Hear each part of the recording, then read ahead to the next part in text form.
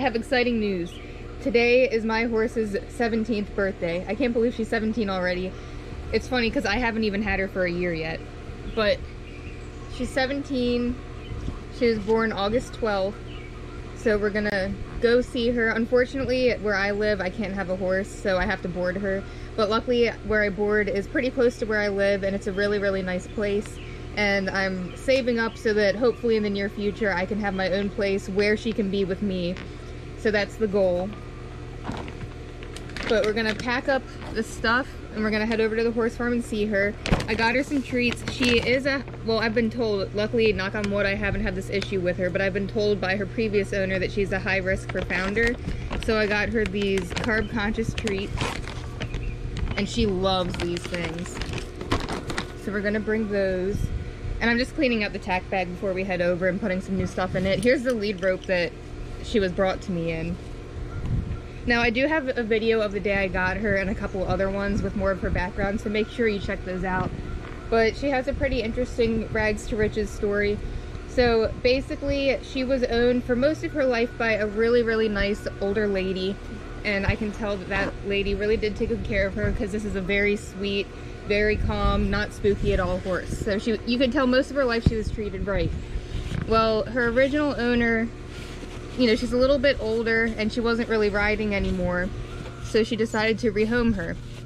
And a man that was posing as a farrier, and was not, said that he would take her. He took her for really cheap. The original owner said that she sold her to him for next to nothing. Just wanted her to have a good home.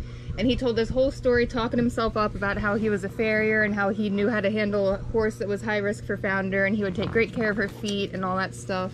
I'm just gonna clean her mane out of this. And anyway, it turned out that he was a scam artist and none of it was true.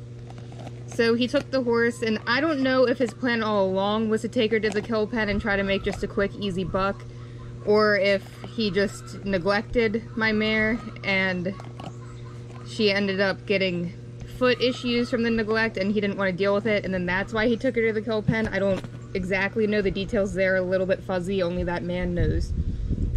But I do know that she had some bad cracking in her hooves, which are almost completely healed now, which is good. But anyways, so this group of really nice women who live near where the kill pen is stumbled upon her in the kill pen, and she was in this really, really, really small living space with about 60 other horses, they said. And they were looking in there, and they said that the mare that I have, her name's Cinnabara, they said that Cinnabara, as soon as she saw them, because she really loves people, she literally was fighting her way through all the other horses just to get to the people and see them.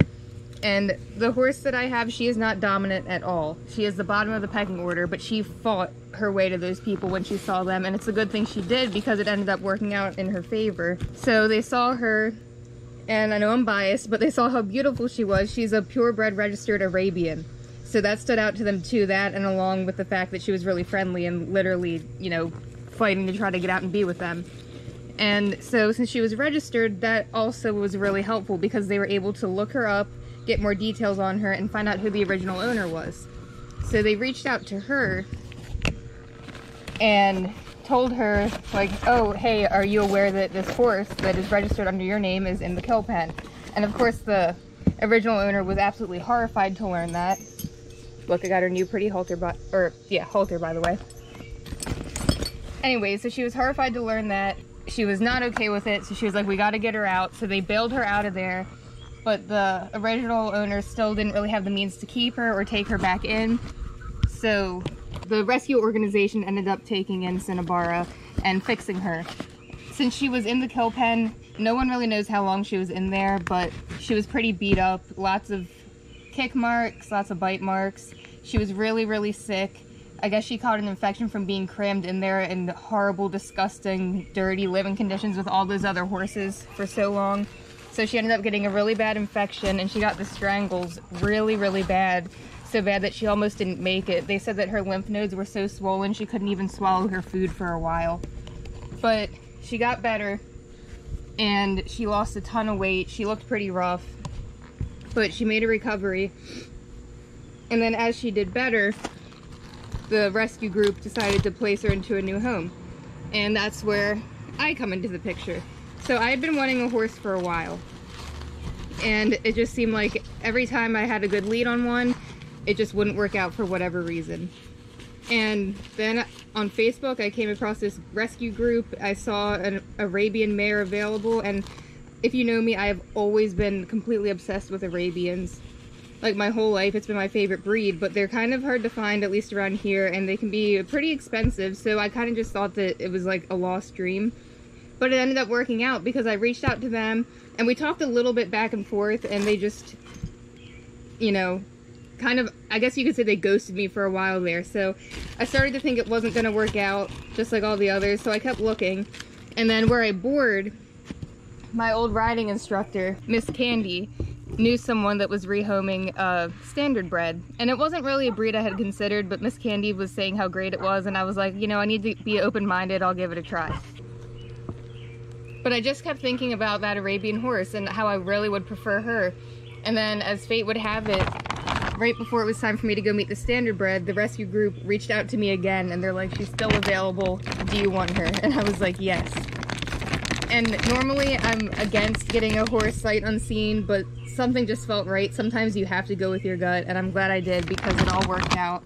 And I won't go into too much detail because I have a whole video on the day I got her, so make sure you go check that one out. It was pretty cool. But it's funny how sometimes things work out on their own. And then, you know, it makes you think that it was just really meant to be. So when I got her, and you'll see in that video if you go and watch it, she was still pretty underweight, and her hooves were still a little bit rough, but a lot better than they were. And we're still working on that, but they look pretty good considering everything. But now she's a really, really good healthy weight, and she was out of training for a while, obviously, because she was recovering from a lot. So I hired a trainer, and we've been working with her, and she's been doing wonderful. She is so sweet and gentle, and I'll show you some clips of me riding her too. You can tell I'm very much a beginner. In high school I used to take lessons, but then there was a huge gap in between where I wasn't riding at all, so I consider myself a beginner again, so don't judge when you see these clips, because I actually don't have any recent videos of me riding her, so I'll have to make some new ones coming up here soon to share, because I've gotten a little bit better. But I'll show you some of the earlier clips and some clips from when I got her. I'll do a little montage for you. But we're gonna go to the farm first, and we're gonna give her a little spa day to celebrate her birthday, and because she deserves it. And actually, there was a pretty bad storm just the other day too, and the farm got hit. There's a lot of damage. They lost a run-in shed, lots of trees came down, so luckily all the horses and people were fine, but we'll see some of the storm damage there too. We're on our way to the horse farm, and there's one of the big trees that came down in the storm the other day.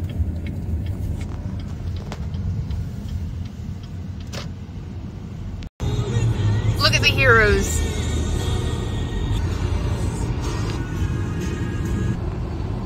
So on Facebook today, on the Westminster community page, they showed the 30 poles that had been knocked down on Route 140, and they're up, and they were restringing them with the wires like you see here by helicopter. That's so cool. Very cool video on the Westminster page. We're approaching the horse farm for the birthday party, and as you can probably tell, Mom is here to celebrate with us. And it's an extra special birthday because it's coming up on the 1-year anniversary of when she was pulled out of the kill pen. And because she was in there, they pulled her out at the end of August. But if they wouldn't have pulled her out when they did, then she wouldn't have made it to her 17th birthday. So it's a very special birthday for her. Look, goat showed up for the birthday. Oh wait, there's one right there. I see it. Okay, good. Fun fact, I used to have goats. I got them from here back in the day. I look at this little brown one. Yeah, that's really cute.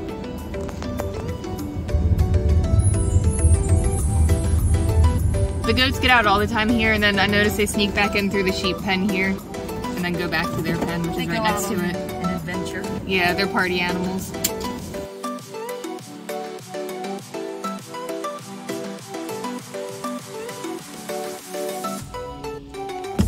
Time for her spa treatment.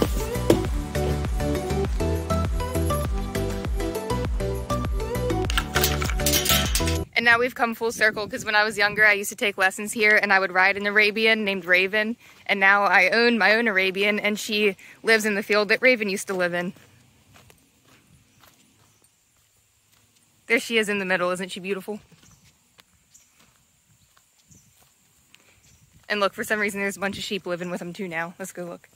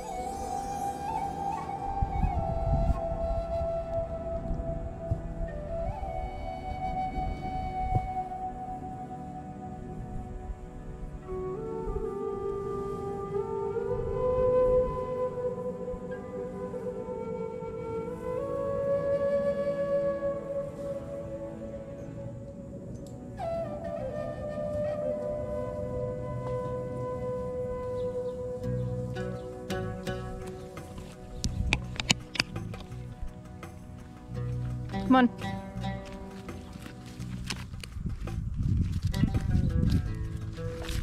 She's not as muddy as I thought she would be, considering we just had a major storm. But because of the really bad drought this year and because there's so many horses here, I'm not permitted to give her a bath yet. So we're gonna do the best we can with this spa day and try to make her look nice. We're gonna need the farrier to come out again soon.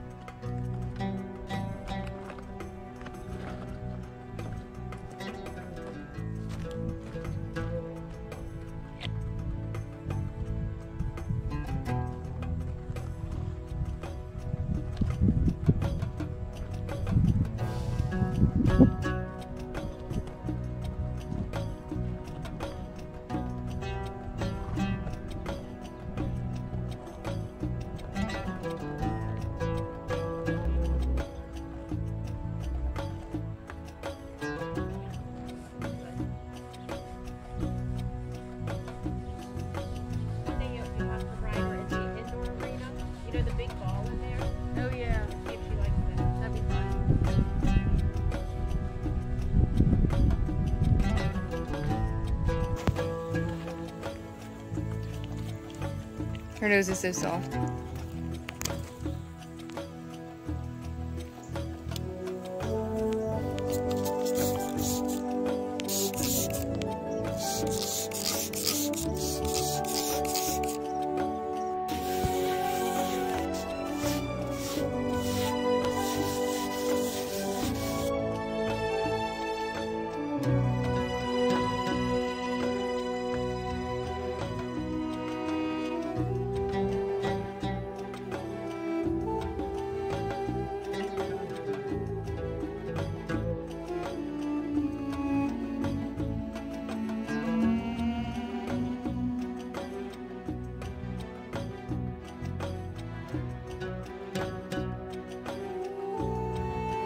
How dirty my hand is from grooming her, but I brought her this birthday carrot that I grew.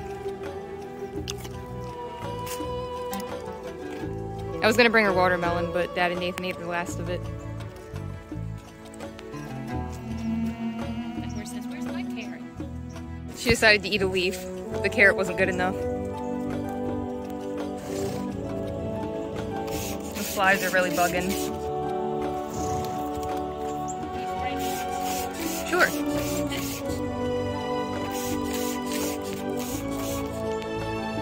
This stuff is supposed to help with the cracking. This is what my trainer recommended.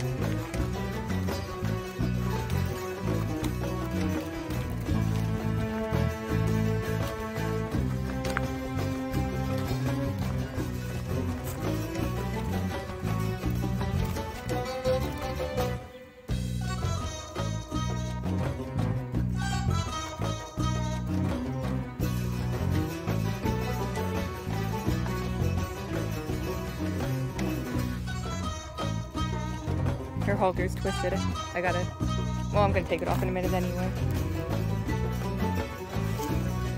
Think about what a difference a year can make, because a year ago, almost to the day, she was in the kill pen and could have died and was treated really bad and was really sick and starving. And now she's at this beautiful place. And a year ago, I didn't have a horse, but I was trying to find one and was having a really hard time doing so.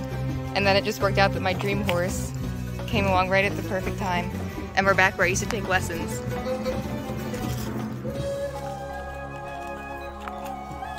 You just never know what's gonna happen in a year.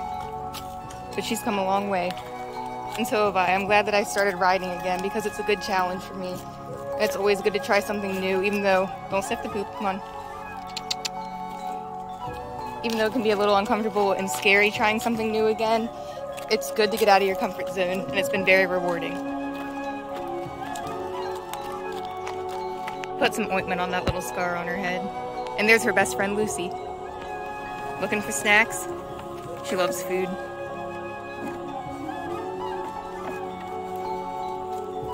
Yep, she's still got some scars, but we're working on getting those faded, but she's still beautiful, and her scars tell a story. Look at that beautiful Arabian head.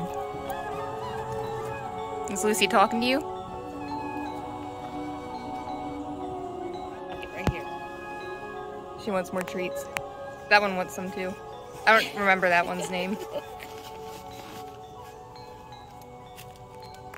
Did you have a good birthday? People always say that red-headed mares are mean, but she does not have a mean bone in her body.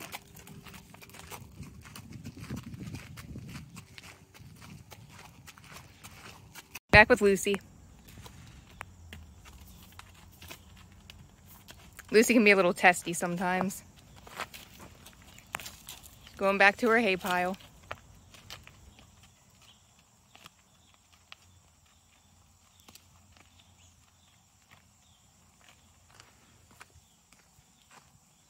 But yeah, a lot can change in the year, and in her case and in mine, it was a lot of change for the better. So if you're going through anything rough, just don't give up. I hope her story will inspire you to not only rescue animals if you're looking for a new animal in your life, but not to give up on your own journey. Because trust me, she was in rough shape. Now she's very happy. And I really do believe that there is a lot of fate behind all of this.